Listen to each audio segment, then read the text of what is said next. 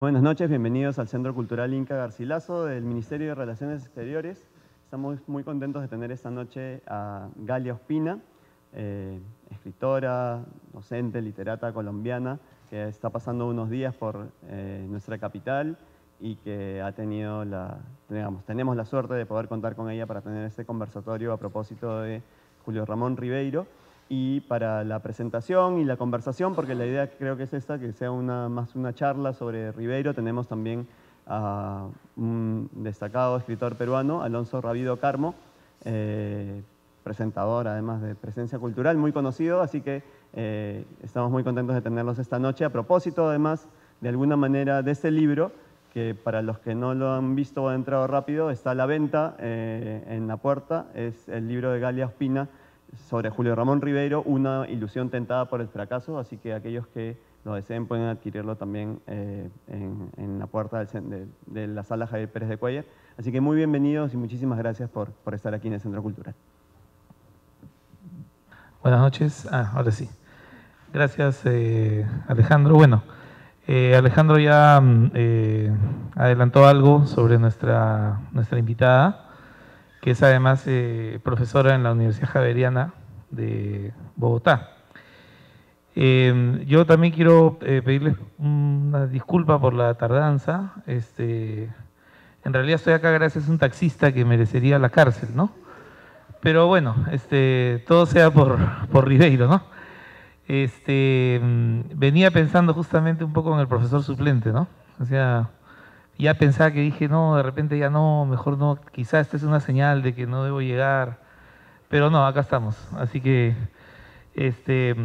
antes de darle la palabra a Galia, que es, ya lo dijo Alejandro también, autora de este interesante libro, Julio Ramón Ribeiro, Una ilusión tentada por el fracaso,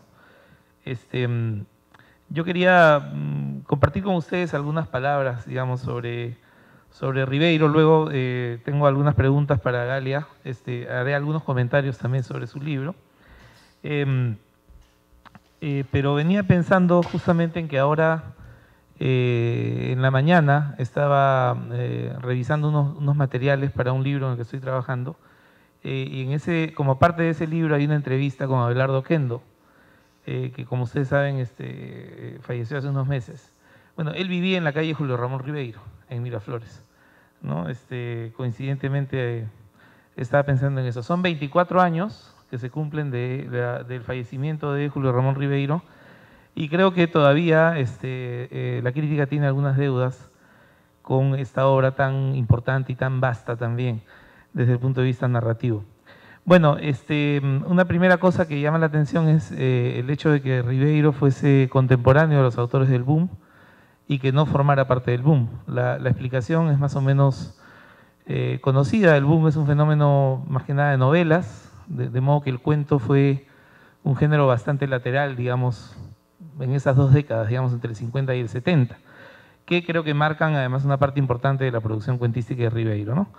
En parte mejor quizá que no haya sido parte del boom. Esta es una obra que se ha labrado sobre todo en el silencio y en la terquedad, ¿no? Sabemos además que por propio temperamento él no era muy afecto, digamos, a las apariciones en público. De hecho, las muy contadas veces que él vino a Lima antes del año 92 eran pues como las visitas de un rockstar, ¿no? Venía, se llenaban los auditorios donde se presentaba y al segundo o tercer día partía nuevamente, ¿no? Entonces era como, en cierto sentido, una presencia fantasmal, ¿no? Pero sus cuentos siempre estaban ahí acompañando a los lectores, y no solo acompañando a los lectores. Yo creo que Ribeiro tiene la virtud, además, de iniciar a personas en la lectura, que eso todavía es mucho más importante. Muchos se acercan por primera vez a un relato a través de Ribeiro, en el colegio probablemente, ¿no? Fue mi caso, ¿no? Digamos, yo no sabía nada de este señor hasta que llegué a tercero de secundaria y me hicieron leer Los Gallinazos sin plumas, y a partir de ahí pues me volví un adicto, ¿no?, a la obra de Ribeiro. Entonces es un escritor que también forma lectores, y eso es una cosa que hay que agradecer también, ¿no? Bueno, el hecho de no haber sido parte del boom puede haber menoscabado seguramente la recepción de su obra. ese momento, pero creo que en los últimos 30 años, aunque hay todavía una deuda de la crítica, pero en los últimos 30 años creo que hay una puesta al día. Han aparecido diversas publicaciones y se estudia cada vez más la obra de Ribeiro, creo que con mérito suficiente, ¿no? Sus cuentos, como ustedes saben también, tienen este título general de La palabra del mudo, que es un título que marca no solamente el carácter realista, digamos, mayoritariamente realista de los cuentos de Ribeiro, sino también su postura frente a los vaivenes de la sociedad peruana, en especial de la limeña, ¿no? Sabemos muy bien que los cuentos de Ribeiro son también fuente excelente para discutir temas como el racismo, la discriminación, la marginalidad, la pobreza, en fin. También en ciertos relatos hay este drama de la imposibilidad del ascenso social o el ascenso social no aceptado también, ¿no? Son pequeñas, digamos, vista en conjunto toda la obra narrativa de él parecería una gran comedia humana, ¿no? Donde hay todos estos tipos sociales, estos tipos humanos en pugna por lograr su deseo, cosa que no logran, ¿no? Finalmente en más de un caso, ¿no? Entonces, estos personajes son héroes de su propia insignificancia, ¿no? Y creo que ahí radica también su grandeza. La derrota en Ribeiro no es algo que lamentar, tampoco es algo que celebrar, pero es algo que tiene dignidad, ¿no? Y eso es importante, ¿no? Bien, aparte de este registro realista, Ribeiro cultiva también algo del género fantástico. Hay algunos cuentos notables, la Insignia, por ejemplo, Reader y Pisapapeles, o doblajes, ¿no? Que son algunas muestras de su maestría narrativa. En los últimos cuentos, más bien no hay tanto realismo ni hay tanto fantástico, sino más bien una mirada más íntima sobre él mismo, ¿no? Se dice muchas veces que el último volumen de La palabra del mudo, los relatos santacrucinos, tendrían un carácter autobiográfico, ¿no? En cierto sentido sí, digamos, ¿no? Tampoco es que se deba leer la ficción necesariamente como verdad, pero hay una tentación muy fuerte, digamos, de conectar a ese joven que transita por Santa Cruz y por Miraflores. Hay una tentación muy grande de identificarlo con Ribeiro, ¿no? Y entonces ahí también hay cuentos que son verdaderamente obras maestras, como por ejemplo Solo para fumadores, ¿no? Que es fabuloso, ¿no? Con el que yo me sentía además plenamente identificado, porque yo fumé durante 40 años y efectivamente me adhiero a todo lo que siente el personaje. Es terrible, esos 2 o 3 primeros meses de la abstinencia, por favor, la parentela lejos, ¿no? Porque están en riesgo, ¿no? Es terrible, realmente. Pero es un gran relato. Y ahí también, bueno, ahí no, pero hay otro cuento que también escapa un poco a la clasificación de realista o no realista, que es Silvio en el Rosedal, ¿no? Que en realidad a mí me sigue pareciendo que es un cuento sobre la lectura y sobre el acto de descifrar un texto, ¿no? Creo que es el cuento acertijo por excelencia, ¿no? Y que creo que hay toda una poética de la lectura que valdría la pena explorar, ¿no? Luego vienen las 3 novelas, que parece ser que no es un terreno en el que la fortuna fuera particularmente pródiga. Está Los genocidios dominicales, que es una novela muy de su tiempo, de contexto urbano, con personajes relativamente adultos, jóvenes, en crisis, ¿no? Y luego está Cambio de guardia, que es una novela experimental, que me parece que merece una segunda oportunidad. Creo que es una novela extraña, una novela excéntrica, que quizá debiera ser leída nuevamente, y quizá con las herramientas teóricas que hay hoy, quizá podríamos encontrar cosas más interesantes. De lo que no me queda duda es que la gran novela de Julio Ramón Ribeiro es Crónica de San Gabriel, ¿no? Que además es un Bildungsroman, ¿no? Es una novela de aprendizaje, una novela que además invierte el modelo canónico, que es el del migrante que viene del Ande a Lima, ¿no es cierto? En este caso es completamente al revés. El cambio se produce a raíz de que el protagonista sale de Lima y va a pasar unos días en una hacienda en los Andes, y ahí es donde el personaje cobra conciencia de un mundo que no solo es distinto, sino que además es profundamente injusto, ¿no? Entonces, Crónica de San Gabriel es una novela además que debe leerse en pared con novelas como Los ríos profundos, como Jimena de dos caminos o como País de Jauja de Rivera Martínez, ¿no? Creo que Crónica de San Gabriel es una novela muy lograda, muy lograda, y creo que además habría que un poco ir rescatando las otras dos novelas, ¿no? Bueno, sobre los genocidios se ha escrito un poco más. El cambio de guardia ha sido dejado un poco de lado, a mi modo de ver, un poco injustamente. Creo que hay un riesgo grande en esa novela y que podríamos partir de esa actitud para ponderarla quizá un poco más, ¿no? Luego están los ensayos, ¿no es cierto? Que en ese sentido sí, Ribeiro es una delicia absoluta, ¿no? La Casa Sutil, que es uno de los grandes libros de ensayo, ya no diría solo en el Perú, sino en el ámbito hispano, ¿no? Realmente es un libro muy sólido, con una prosa además muy limpia, ¿no? Como solía ser la prosa de Ribeiro, ¿no? Ahí él reflexiona sobre una gran cantidad de temas, el cine y la literatura, por ejemplo. Habla de Stendhal, habla de los diarios. El artículo que hay en la Casa Sutil sobre los diarios es lo mejor que yo he leído sobre diarios, mejor que cualquier enciclopedia, mejor que cualquier tratado sobre los diarios. Esas 5 o 6 páginas son realmente extraordinarias, ¿no? Que además, un poco en ese artículo él propone una poética del diario que la va a cumplir con mucho rigor en el suyo propio, ¿no? En la tentación del fracaso. Bueno, luego tenemos a un Ribeiro que apuesta por textos híbridos, textos fronterizos, dijiste el otro día, me parece un término muy acertado, prosas apátridas, el propio diario, dichos de Luder, pero que además entre esos 3 textos hay unos intercambios, ¿no? Hay pasajes del diario que podrían haber estado en prosas, hay prosas que podrían haber pertenecido al diario, ¿no es cierto? Y hay dichos de Luder que podrían haberse, digamos, intercalado entre ambos textos, ¿no? Sin ningún problema.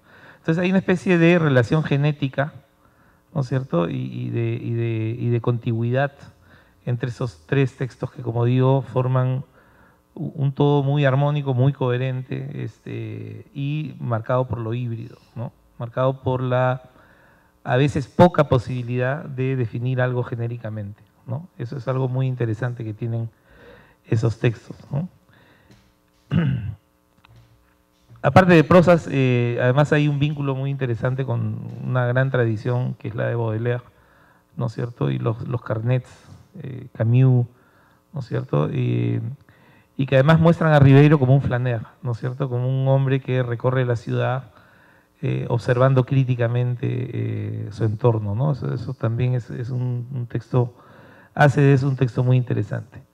Luego está la obra dramática, que quizás es la menos afortunada en este panorama, a excepción de Santiago el Pajarero, que es una reescritura brillante de un pasaje de Palma. Confusión en la prefectura, que es una sátira política que vendría muy bien reestrenar ahora. Sería Confusión después del referéndum o algo así. Y Atusparia, que es un drama histórico, quizá no tan logrado, ¿verdad? Pero yo creo que Santiago el Pajarero y Confusión en la prefectura quizás son los 2 momentos más altos del teatro de Ribeiro, ¿no es cierto? Luego habría que añadir la cuestión autobiográfica, trayendo a colación nuevamente el diario, pero además las cartas a su hermano Juan Antonio, ¿no? Que leídas en conjunto son también un conjunto de textos excepcionales, ¿no?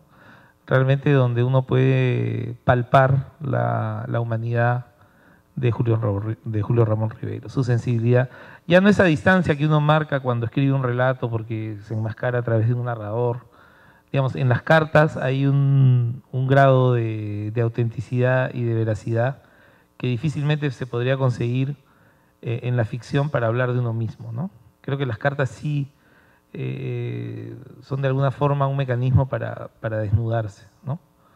Y aquí no me va a dejar mentir Andrés Piñeiro, porque él ha editado las cartas de Martín Adán, y ahí es donde se ve también a ese Martín Adán realmente humano, ¿no? Humano, demasiado humano, quizá tendría que decir, ¿no? Entonces, esas cartas también, sin ninguna duda, se integran a la obra de Julio Ramón Ribeiro. Del diario, lo que conocemos, la parte édita, hasta el año 78 puede ser, o 77, me dicen que hay una gran cantidad de papeles en busca de un editor. Dicen que el diario llega además casi hasta el año de su muerte, con lo cual tenemos ahí un texto ausente, ¿no? Sabemos que está, pero nadie lo ha visto todavía, ¿no? Así que ojalá que en alguno de estos años algún buen editor pues se haga cargo de este trabajo, ¿no? Y entonces han transcurrido pues 24 años de la muerte de Julio Ramón Ribeiro, y creo que lo mejor que uno puede hacer siempre para recordarlo es leerlo, ¿no? Yo había encontrado una cita de Prosas Apátridas, un fragmento en realidad que me gustaría compartir con ustedes. Dice lo siguiente: lo fácil que es confundir cultura con erudición. La cultura en realidad no depende de la acumulación de conocimientos, incluso en varias materias, sino del orden que estos conocimientos guardan en nuestra memoria y de la presencia de estos conocimientos en nuestro comportamiento. Los conocimientos de un hombre culto pueden no ser muy numerosos, pero son armónicos, coherentes y, sobre todo, están relacionados entre sí. En el erudito, los conocimientos parecen almacenarse en tabiques separados. En el culto se distribuyen de acuerdo a un orden interior que permite su canje y su fructificación. Sus lecturas, sus experiencias se encuentran en fermentación y engendran continuamente nueva riqueza. Es como el hombre que abre una cuenta con interés. El erudito, como el avaro, guarda su patrimonio en una media, en donde solo cabe el enmohecimiento y la repetición, ¿no? Sin duda, pues ya sabemos de qué lado está Ribeiro, pues está del lado de los cultos, no del lado de los eruditos, ¿no? Bueno, Prosas Apátridas es uno de esos libros que uno abre en cualquier página y siempre encuentra un poco de oro, ¿no? Siempre, en cada página hay oro. Bueno, dicho esto, para recordar a abuelo buen cubero, la obra de Julio Ramón, tenemos ahora este libro de Galia, Una ilusión tentada por el fracaso, que me recordó dos frases, ¿no? Una frase de Steiner que dice que la crítica es un acto de amor, ¿no? Y otra de Ricardo Piglia que dice que la crítica también es una forma de la autobiografía, ¿no? En la medida en que revela la biografía de un lector, en este caso la propia biografía de Galia. Pero también habría que decir, en todo caso, que uno lee este libro y se da cuenta no solo de que se cumple esta idea de Steiner y la de Piglia también, sino que además se cumple otra cosa que es importante y que Galia seguramente va a explicar hoy: la poca posibilidad de desligar la experiencia vital de Galia de la experiencia de leer a Julio Ramón Ribeiro, ¿no? Hay ahí una zona de contigüidad que hace de este libro algo muy particular, ¿no es cierto? Que hace de este libro algo más próximo al ensayo que al libro académico y teórico, ¿no? Este libro se aproxima más a la vitalidad que supone haberse acercado a la obra de Ribeiro y el impacto que ese acercamiento ha tenido en la experiencia de Galia. Con esto no quiero decir que sea, digamos, un libro simple, no quiero decir que sea un libro, digamos, superfluo, todo lo contrario, ¿no? Gracias a ese acercamiento, Galia logra calar muy bien en muchos aspectos de la obra de Julio Ramón Ribeiro. Digamos, si uno revisa las referencias bibliográficas de este libro, se dará cuenta que hay una lectura muy fina, ¿no es cierto? Se dará cuenta que hay unas referencias interesantes, complejas, de cierta erudición también, ¿verdad? Entonces, el acercamiento de Galia a Ribeiro, si bien es cierto, tiene un toque vitalista, ¿no es cierto?, no deja de ser tampoco un análisis riguroso, ¿no?, de muchos aspectos de la obra de Ribeiro.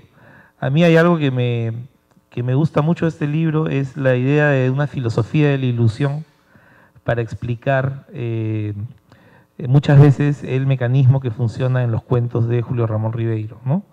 Normalmente vemos a un personaje que está a punto de lograr su deseo, a punto de vencer un destino esquivo y gris que lo ha condenado a una existencia casi anónima, pero de pronto se encuentra con que esa expectativa, ¿no es cierto?, en algún punto del relato se frustra, ¿no? Y ahí creo que radica un poco la idea de la filosofía de la ilusión, ¿no? Estos personajes viven ese momento con una intensidad conmovedora, ¿no? Y claro, al final son derrotados, ¿no? Y ese es el segundo golpe que sufre uno como lector, ¿no? El primer golpe es la posibilidad de que estos seres pequeños trasciendan su propia existencia, ¿no? El segundo golpe viene cuando uno se da cuenta de que eso es imposible, ¿no? Que el destino termina por aplastarlos, ¿no? Y yo había marcado una cita que hace Galia de un famoso cuento. Déjame ver si es esta de acá. A ver, un ratito. Muchos de ustedes conocen seguramente este cuento. Y si no, lo van a recordar ahorita cuando lea este fragmento del libro de Galia. A ver, un ratito, creo que estaba por acá.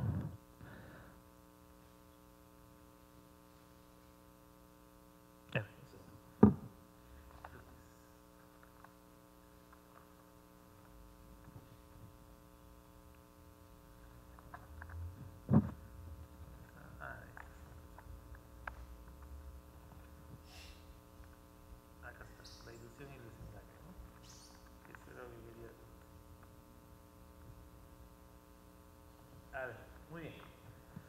Vamos a ver este pasaje que ilumina muy bien esta idea que tiene Galia de la filosofía y la ilusión, ¿no? Dice lo siguiente.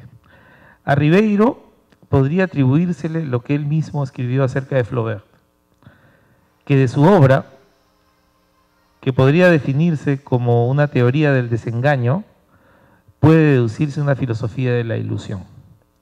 Contemplemos por unos instantes el cuento Una aventura nocturna, donde el personaje central protagoniza la dramática historia del deseo.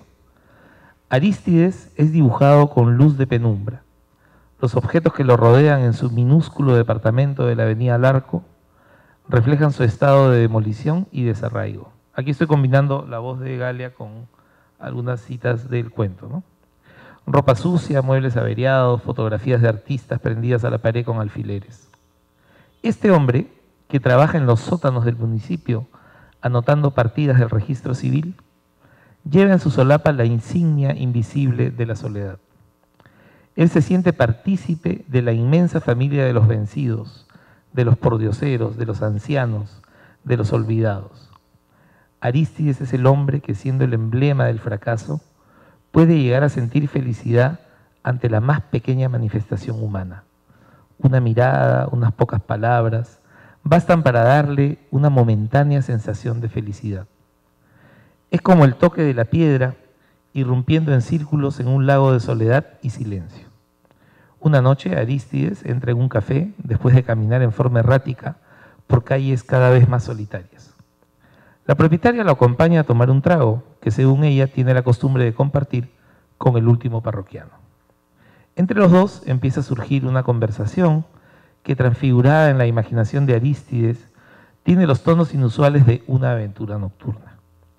Motivado por esta nueva energía, invita a la mujer a bailar y siente que el antiguo rumor de la vida vuelve a fluir después de haber estado silenciado bajo el peso de tanto infortunio. Cito el cuento. Solo cuando la tuvo cogida del talle, tieso y fajado bajo su mano inexperta, tuvo la convicción Arístides de estar realizando uno de sus viejos sueños de solterón pobre, tener una aventura con una mujer.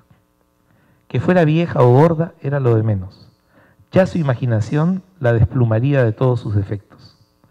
Mirando las repisas con botellas que giraban a su alrededor, Arístides se reconciliaba con la vida y, desdoblándose, se burlaba de aquel otro Arístides, lejano ya y olvidado, que temblaba de gozo una semana solo porque un desconocido se le acercaba para preguntarle la hora. Fíjense la tremenda soledad en que vive este personaje, ¿no? Dice, temblaba de gozo una semana solo porque un desconocido se le acercaba para preguntarle la hora, ¿no? Claro, es una exageración, obviamente, pero es la manera como se construye este personaje y la manera en que el narrador nos convence de que Arístides puede cumplir su deseo esa noche, ¿no? Pero el pan, como decía Vallejo, se nos quema en la puerta del horno, ¿no? Todo ha sido fantasmagoría. Esa mujer de hombros flácidos, salpicados de pecas, le cierra la puerta del local después de haberlo enviado a recoger un pesado macetero con un vulgar geranio a punto de deshojarse. Cuando Arístides levanta la cabeza, contempla a la mujer mirándolo a través del cristal. Ese vidrio señala la grieta de un mundo escindido donde la comunicación ha dejado de existir. El cristal se niega a ser aire, transparencia. Sin soltar el macetero, la ve alejarse, levantar copas hasta desaparecer. Cuando todo quedó oscuro y en silencio, Arístides alzó el macetero por encima de su cabeza y lo estrelló contra el suelo. El ruido de la terracota haciéndose trizas lo hizo volver en sí. En cada añico reconoció un pedazo de su ilusión rota y tuvo la sensación de una vergüenza atroz, como si un perro lo hubiera orinado. Entonces, esta es más o menos la manera en que Ribeiro coloca a su personaje frente al destino, ¿no? Casi siempre hay la posibilidad de trascender esta existencia, digamos, gris, ¿no es cierto? Y de pronto el lector va acompañando a este personaje en esa posibilidad, ¿no? Y finalmente sufre la expectativa frustrada junto con el personaje. Creo que eso es lo que nos conmueve, ¿no? De los cuentos de Ribeiro, ¿no? Que estos personajes pequeños a veces se parezcan tanto a nosotros también, ¿no? En algún momento de sus vidas, ¿no?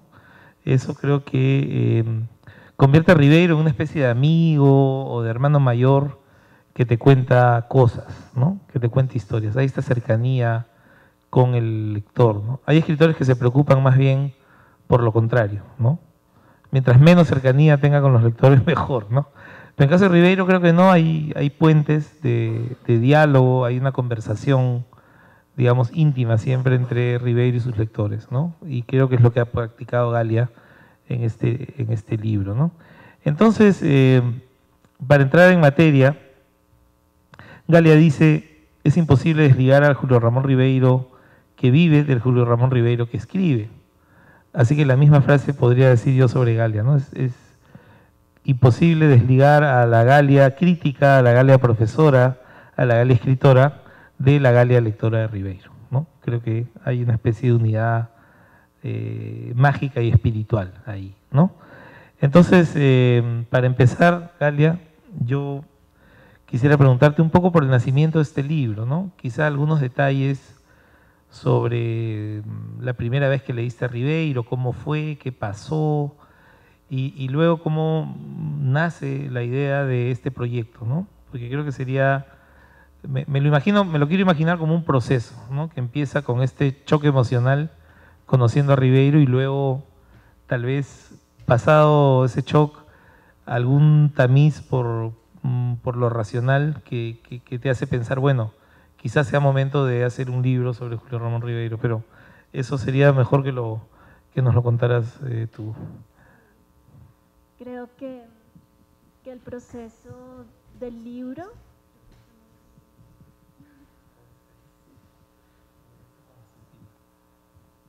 el proceso del libro podría ser otro libro. La historia que hay detrás de mi libro es un poco larga, ¿no importa? Bueno, la voy a resumir. El libro surge, la decisión de escribir el libro surge de una clase de literatura hispanoamericana en la Universidad Javeriana. Yo estudié literatura y tuve un magnífico profesor que se llama Luis Fernando Afanador. En una de sus clases nos leyó en voz alta un fragmento de Prosas apátridas que yo jamás olvidaré, que yo creo que todos lo conocen, es la prosa apátrida de la milagrosa hoja verde, traslúcida, recortada contra el cielo, milagrosa hoja verde. Lo leyó en voz alta y yo estaba prendida de cada detalle y la imagen se apoderó de mí porque sentí que no solo era una metáfora, sino que era la vida misma pasando por las líneas, y eso me impresionó rotundamente. Y esa tarde yo me dije a mí misma, si alguien es capaz de escribir así, yo quiero escucharlo y escribir sobre él. Entonces esa tarde decidí que esa iba a ser mi tesis de literatura, pero yo no hago tesis, yo hago libros.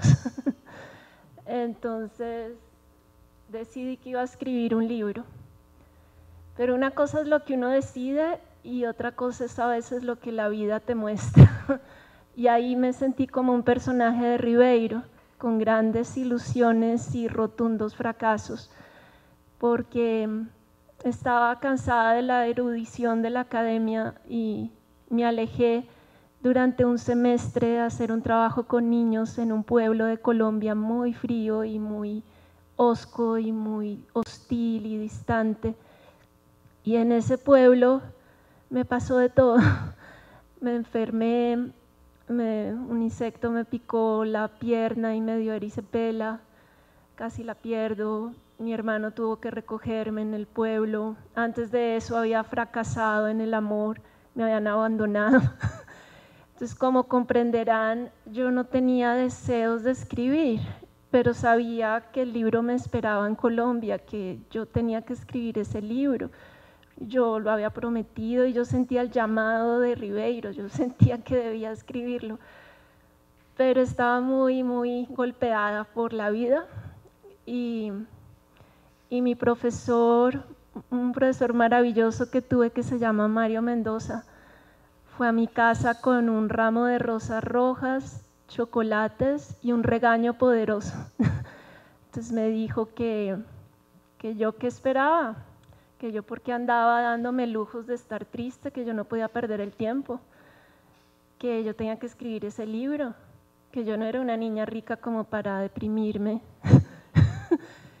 Entonces yo dije, sí, yo no soy rica, evidentemente, y tengo que graduarme de literatura. Y entonces en ese momento decidí que al otro día me iba a la biblioteca y me sumergí en la obra de Ribeiro de una manera apasionadamente obsesiva. Quería saber todo de él, absolutamente todo. Y en Bogotá no estaban todos los libros que yo quería revisar. Entonces tenía una amiga en Nueva York y mi amiga en Nueva York me mandaba páginas del diario por el fax y yo leía como papiros egipcios La tentación del fracaso.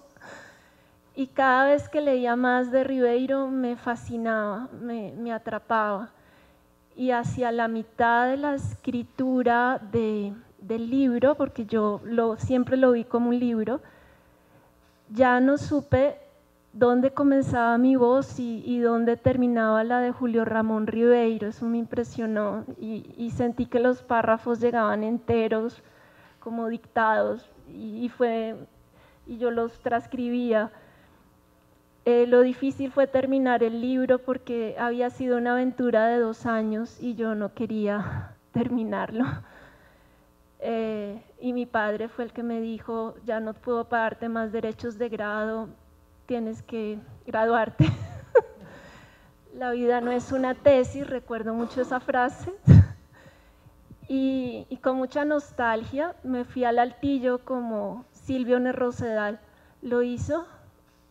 Y recuerdo que frente a una ventana, porque a Ribeiro le atraen mucho las ventanas y yo no las vi después, igual de haber leído a Ribeiro, veo una ventana y me acuerdo de Ribeiro, o veo una hoja verde y ahí está Ribeiro, como que sus imágenes se clavan en mí y me han transformado también la manera de ver la vida. Y terminé el libro entre lágrimas. Con mucho susto fui a la Facultad de Literatura y dije, me voy a rajar porque me salté todos los convencionalismos de la academia. Entonces mi jurado era Mario Mendoza y el director de literatura, y lo primero que dijeron, este es un trabajo magnífico, tiene la altura de un trabajo de maestría y no nos vamos a poner a hacer preguntas de quemarropa, sino simplemente hablar con Galia. Y así fue una charla muy amena, muy cálida, y la tesis fue laureada. Ese día fue muy feliz, pero yo sentí que ahí no había terminado el viaje porque yo había dicho que era un libro y debía publicarlo. Entonces toqué varias puertas editoriales en Colombia, pero ¿qué pasaba? No publicaban ensayo, era muy desalentador.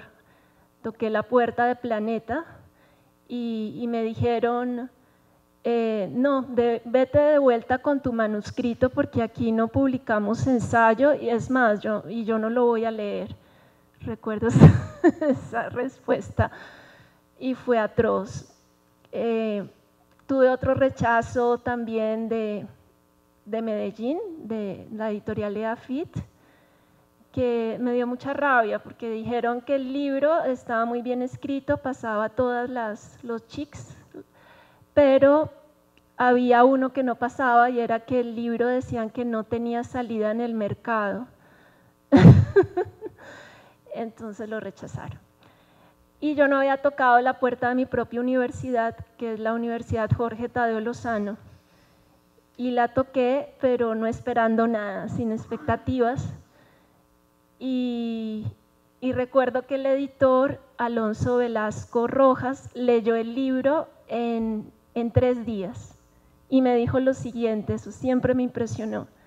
Me dijo, ese estudio es magnífico, yo lo voy a publicar por todo lo alto con la Embajada del Perú, tú vas a presentar tu libro en el convenio Andrés Bello en Colombia con toda la diplomacia de Lima en Bogotá, vas a viajar a Lima y vas a conocer a la familia Ribeiro. A mí me pareció un chiste, pues después de mis fracasos y todo, pues la verdad es que no le creí, me pareció un poco iluso, ¿no? Todo esto y fue increíble porque todo se cumplió más allá de lo que yo esperaba.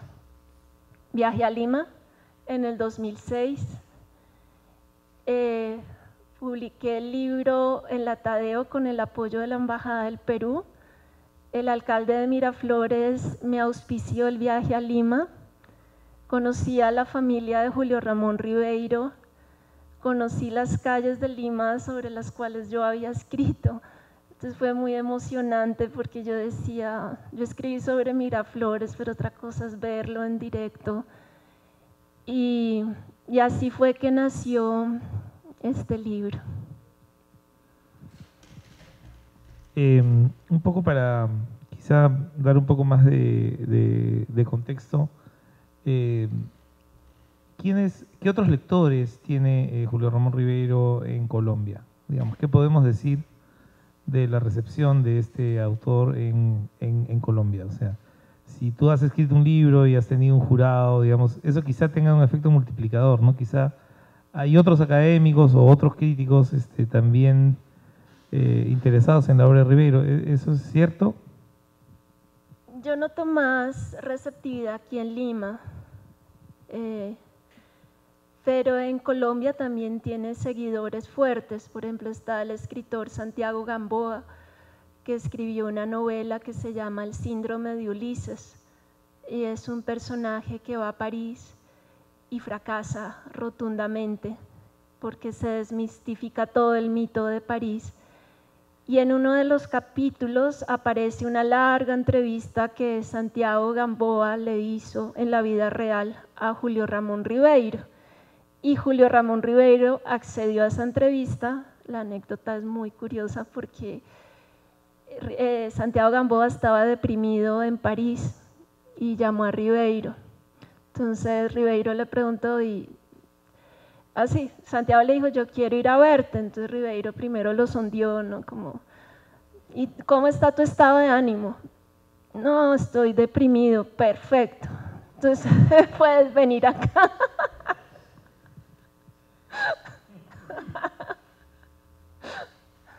Creo que él prologa la edición del diario. Sí, él prologa La tentación del fracaso. Y está también Luis Fernando Afanador, tiene un estudio que salió en un folleto que publicó el Centro Colombo Americano. Es un buen estudio, pero yo no he visto muchos estudios sobre Ribeiro en Colombia. No he visto todavía, no aún, sí. Creo que hay mucho por escribir, creo que Ribeiro está por descubrirse, hay mucho por decir, porque es un autor que se ha vuelto un clásico, es un clásico, sin duda alguna. Y los clásicos son para siempre, los clásicos resisten el tiempo y precisan de varias lecturas, como Ribeiro. Hay una famosa anécdota de la primera traducción de Ribeiro al francés en Editorial Gallimard, que el libro que recibe Ribeiro, parece que tenía una carátula muy bonita y todo, pero la foto solapa era de un escritor de Angola, que se apellidaba Ribeiro también, ¿no? Entonces, esas cosas sí, ribeirianas, ¿no? Cosas ribeirianas. Hablando de eso, ¿cómo te explicas tú, o cuál sería para ti la llave, la clave de la vigencia y de esta actualidad siempre renovada de la obra de Julio Ramón Ribeiro? Yo creo que algo que siempre sorprenderá en Ribeiro es que es inclasificable, sus escritos están en zonas fronterizas. Si leemos, como tú decías, en el diario hay pasajes de sus cuentos, hay pasajes de prosas apátridas, hay frases de dichos de Luder. Es una obra que se lee como en la clave de Silvio Nerrosedal, es también un enigma. Ese cuento es magnífico porque Ribeiro es ese Silvio, pero Silvio no se puede leer en el Rosedal porque su nombre no está ahí como la sigla, como las otras siglas, ¿no? Él no es sujeto de lectura, eso es tremendo en ese cuento. Y yo creo que Ribeiro tiene también algo que siempre será enigmático, pero que podemos rastrear, que fue lo que yo intenté en este libro. Yo intenté hacer intuitivamente un recorrido y me pregunté sobre todo por qué Ribeiro era un escritor de cuentos, de escrituras breves, más que de la gran novela de Lima. Entonces yo quería era rastrear esa línea que era bien sutil, cómo se unían los diarios a los cuentos y cómo los cuentos se unían a dichos de Luder, a prosas apátridas. Y para hacer esto fue una labor de mucho rigor investigativo, porque me acuerdo, yo tengo esos cuadernos aún guardados, tengo como una pila de cuadernos así de citas, y las tenía por colores, entonces naranja, marginalidad, y yo misma iba como Silvio, tratando de hacer ese rosedal con las claves que me daba Julio Ramón. Así me sentía yo me sentía como una detective, como que al final no descifra ningún enigma, ¿no? También. Sí. Bueno, para seguir con esta charla, creo que es momento de abrir el micrófono al público. Estoy seguro que más de uno tiene alguna pregunta o algún comentario para Galia, así que es el momento de hacerlo. Sí, aquí, ahí te van a traer un... Galia, una curiosidad. En la tradición colombiana de narrativa, ¿Ribeiro podría dialogar, tener un par, tener un doble? O sea, o quién es el Ribeiro colombiano, ¿no? Una antípoda, ¿no? O una antípoda, ¿no? O una patria, digamos. De pronto algo de Fernando Vallejo se me ocurre a mí por la acidez, ¿no? El sarcasmo, la ironía. Pero es una voz única, es tan difícil equipararla a otra. Ribeiro yo creo que es tan único que es complejo. Pero yo diría que Fernando Vallejo, definitivamente.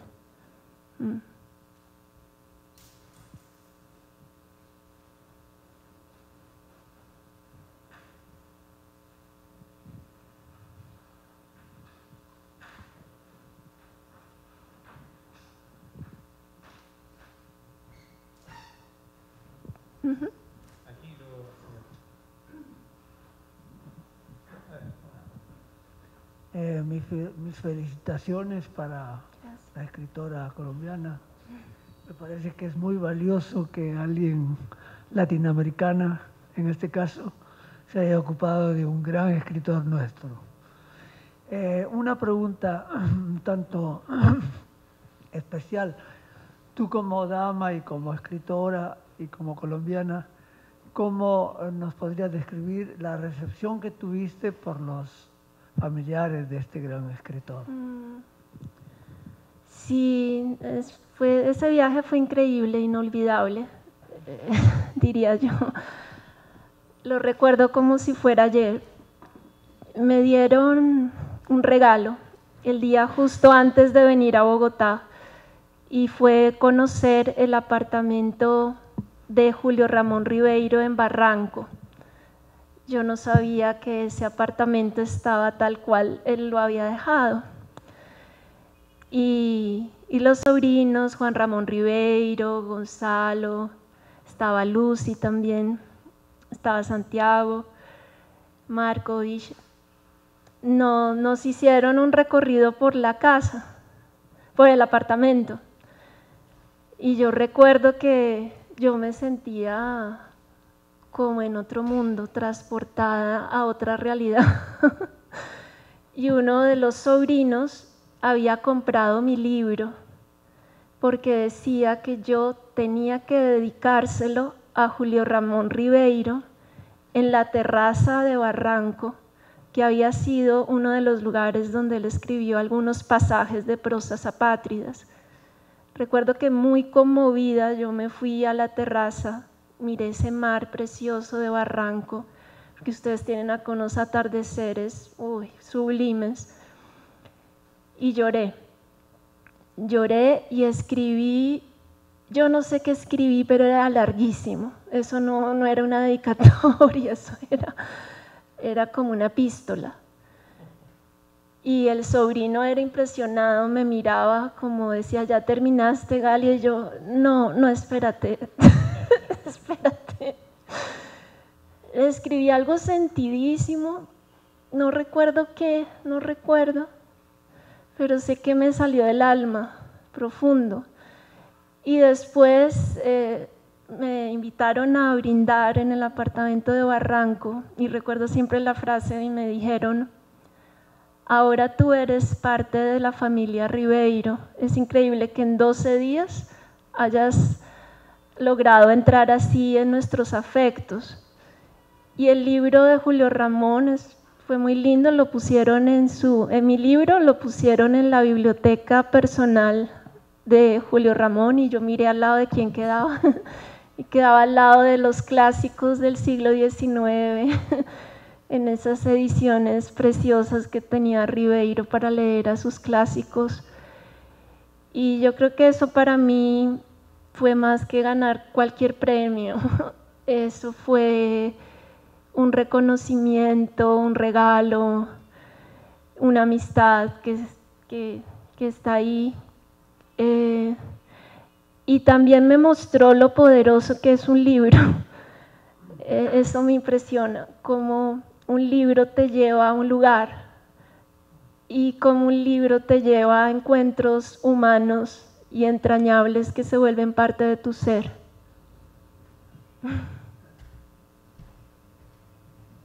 Hola, Galia, ¿cómo estás?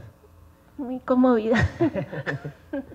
Bueno, quería felicitarte por dedicarte de esta manera al estudio de Ribeiro. Decirte también que se nota que eres muy culta por la forma en que expresas tus ideas con una fluidez y a la vez con una emoción increíbles, y ambas se conectan y fluyes, así como el mar que has estado observando. Tú también eres educadora, también estás en el campo de la literatura infantil y juvenil. En ese sentido yo quería preguntarte algo, ¿no? Muchas de las obras de Ribeiro se prestan muy bien, digamos, para difundirse en los colegios, y de hecho se hace, ¿no? Pero tal vez en la actualidad, no sé, hay plataformas digitales, hay mucho bestseller juvenil, ¿sí? ¿Me entiendes?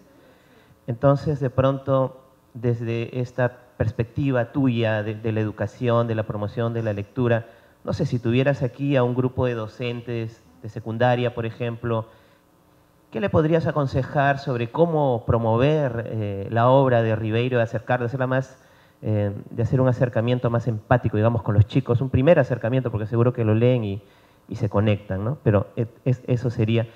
Y lo otro es, permíteme hacerte dos en una. No sé si tú llegaste a ver una película de Francisco Lombardi, Caídos del cielo.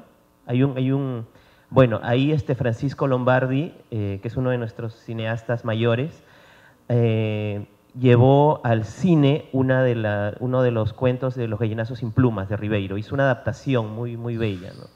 de los hermanitos que viven con la abuela y el cerdo, pues, que está ávido. Sí, entonces quería preguntarte en ese sentido, tú que conoces tanto la obra de Ribeiro, ¿te imaginas de pronto llevar alguna otra de sus obras tal vez al cine, ¿no? ya que tú conoces? Eso era. Sí, o a otra arte, ¿no? Sí, eso es. Bueno, gracias. Muy buenas preguntas.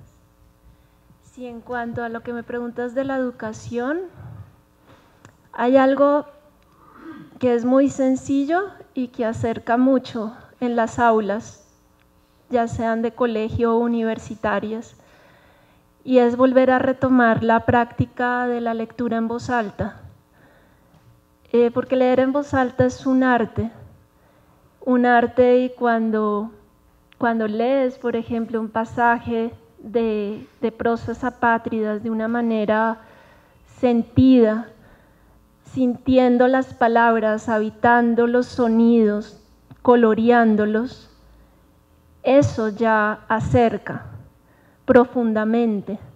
A mí me ha pasado con los jóvenes universitarios de la Tadeo. Yo doy un módulo que es escrituras breves. Entonces allí trabajamos prosas apátridas. Y hay toda una clase solo de la prosa de la milagrosa hoja verde. Y de ahí yo salto también a hablar del haiku y también algunas relaciones con Oriente. Como decía Ribeiro, cuando no nos estancamos, no estancamos al conocimiento como por estancos, sino que conectamos, que es la sabiduría, cuando conectamos y hacemos vasos comunicantes entre todas las artes, ahí hay una pedagogía riquísima, que en una clase tú puedes hablar a través de una prosa hasta de política, hasta de sociología, filosofía, pero es que yo he notado a veces algo muy rígido en la educación, es esta división como de esto es filosofía, esto es literatura y nada se mezcla con nada. Eso me parece muy peligroso. Y en cuanto a lo que me dices, Ribeiro es absolutamente cinematográfico, eminentemente. Sus cuentos se nos graban porque son imágenes poéticas también, entrañables. O sea, las imágenes uno las recuerda. Uno ha leído un cuento de Ribeiro hace, no sé, 5 años Y uno recuerda Arístides, uno recuerda una aventura nocturna. Se vuelven personajes como lo que tú decías de Limas, como que uno podría ver un mesero y decir, ese es un Arístides. Están en todas partes. Están en todas partes. Me recuerda también mucho al neorrealismo italiano, Ribeiro. Sí, sí, yo me imagino una película. Sí, sí, una película. Sería buenísimo. Por ejemplo, una película de Por las azoteas. Ese es tremendo cuento. Es buenísimo. Ese sería genial. Porque ¿qué son las azoteas? Es la división entre dos mundos, el de los altos, el de los bajos. En el de los bajos están las órdenes de la tía, no hagas esto, el no, la obligación, el mandato. Y arriba están los que se atreven a romper las normas. Pero ¿qué pasa? Se vuelven objetos como averiados, que no tienen ningún uso ni utilidad, entonces se los exilia. Pero ¿qué pasa también con las personas cuando no son normales? Se las exilia. ¿Dónde? En manicomios, cuando no cumplen con las normas de los bajos. Entonces, son cuentos que tienen una gran crítica social tremenda, que se podría potenciar muchísimo en lo cinematográfico, además con estos escenarios de Lima, no. Sí, ahí tienen todo. Está todo. ¿Tendríamos tiempo para una pregunta más o dos? Sí, aquí el señor, por favor.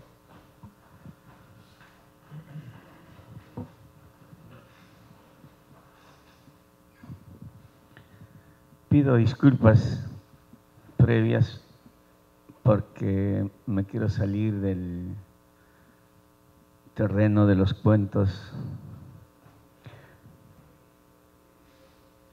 y el maestro Rivero ha sido fantástico y siempre se comenta esa faceta de Ribeiro. Sin embargo, Ribeiro, con una de sus obras muy sencillas, ayudó a recuperar la dictadura en nuestro país, aquí en el Perú. Me refiero con su obra de teatro Confusión en la Prefectura. No sé si en Lima, pero en provincias en aquella etapa, en aquella época, ha servido para concientizar al pueblo. En mi caso, por ejemplo, yo he presentado semiclandestinamente en muchas localidades de Huancavelica, Confusión, la prefectura, hasta que Seguridad del Estado me había hecho el seguimiento y terminé preso. Estuve preso por haber presentado Confusión en la prefectura. Y lógicamente también me cesaron del trabajo por haber presentado teatro con contenido subversivo y contrarrevolucionario. Probablemente aquí en esta sala hay algunos críticos literarios. Yo les pediría que en adelante hagan algún comentario sobre ese hecho tan importante en la producción de Julio Ramón Ribeiro. Espero algún parecer suyo. Claro, es que hay mucho por escribir aún. Yo no lo he abordado, el teatro en mi libro, pero claro que siento que queda mucho por escribir y quiero hacerlo desde ahí, desde esa visión siempre crítica, social, eminentemente política. En mi libro, pues, si lo adquieres también vas a encontrar el análisis de Por las azoteas, que es bastante fuerte. Y creo que Ribeiro nos toca a todos las fibras porque habla de la condición humana. Y esto está en nuestras realidades latinoamericanas, en nuestros países. Entonces, gracias por tu aporte. Una pregunta más ahí. Como secuela escritora colombiana. Veo que es muy importante y es como, no sé, la pregunta sería para los familiares de Ribeiro, una manera de poner en vigencia al escritor.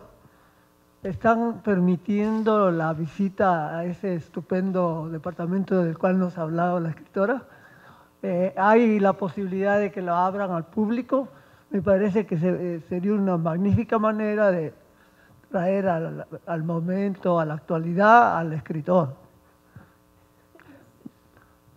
No sé si alguno de los familiares podría tomar la palabra. Es que creo que no vino. Yo no me atrevería a responder porque no sé, ¿sabes qué? No sé.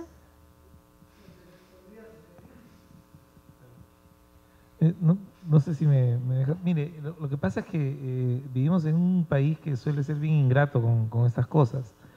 La Casa de Cartón, por ejemplo, que está ubicada en Barranco, es un restaurante ahora, en algún momento tenía un busto de Martín Adán y una placa muy bonita, ¿no? Bueno, la placa ahora se ha reducido a la mínima expresión, sigue funcionando ahí, no sé si es un restaurante o una discoteca, no sé, pero digamos nos perdimos una casa museo más, ¿no?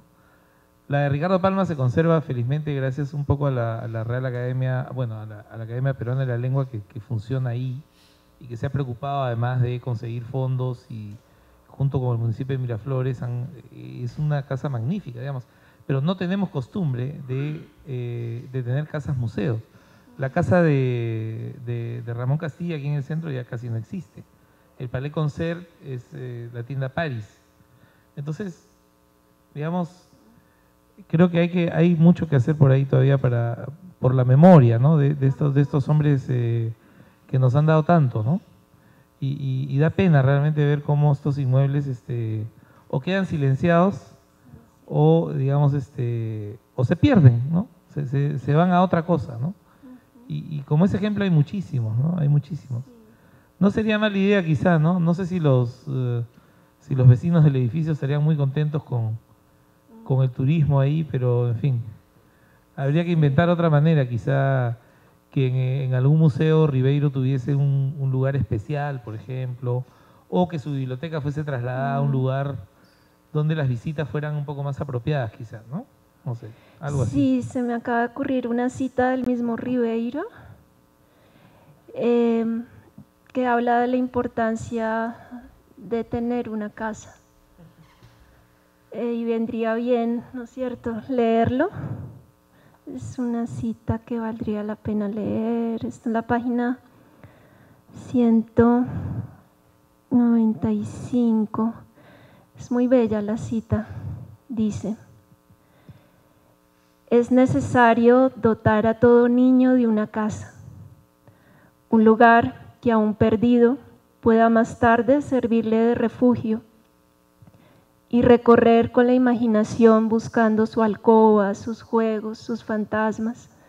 Una casa, ya sé que se deja, se destruye, se pierde, se vende, se abandona, pero al niño hay que dársela, porque no olvidará nada de ella, nada será desperdiciado.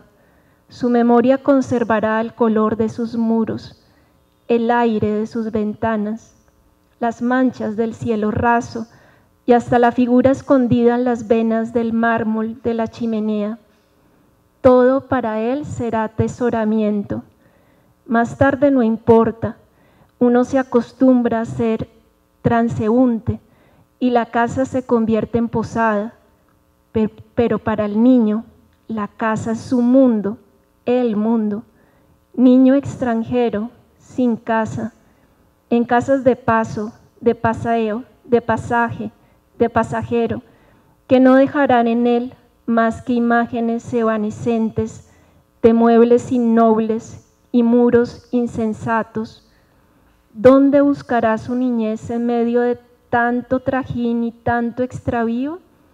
La casa, en cambio, la verdadera, es el lugar donde uno transcurre y se transforma, en el marco de la tentación, del ensueño, de la fantasía, de la depredación, del hallazgo y del deslumbramiento.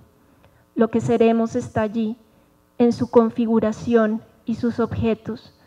Nada en el mundo abierto y andarín podrá reemplazar al espacio cerrado de nuestra infancia, donde algo ocurrió que nos hizo diferentes y que aún perdura y que podemos rescatar cuando recordamos aquel lugar de nuestra casa.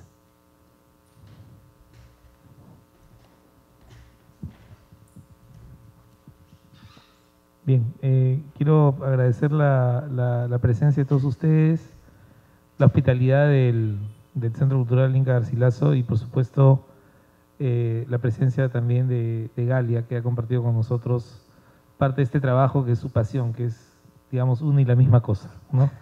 Gracias, Galia, gracias a ustedes. Gracias, gracias.